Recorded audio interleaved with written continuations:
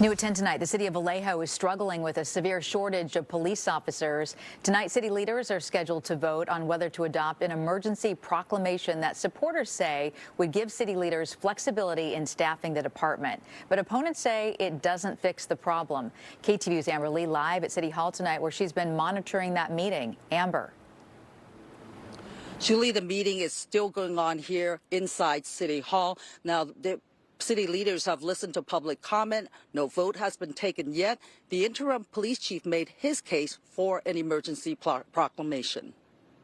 Vallejo's interim police chief Jason Taw tells me there are 51 vacancies for sworn officers in a department that has 132 funded sworn officer positions. But currently, he says there are only 34 officers available for patrol. The traffic unit has been disbanded. Taw says the emergency declaration will give the city flexibility in responding to the staffing shortage. He tells me one option is to hire retired police officers for temporary part-time work. We have not entered into any formal discussions with any other law enforcement agencies. So I just want to make that clear. We have not talked to any other law enforcement agencies formally about our needs, but I feel that that conversation needs to occur soon, and we need to have some very clear asks, what we need, and also very clear understanding from leadership on what we're prepared to do in order to get those needs satisfied. My one and only son was murdered recently here in Vallejo in broad daylight.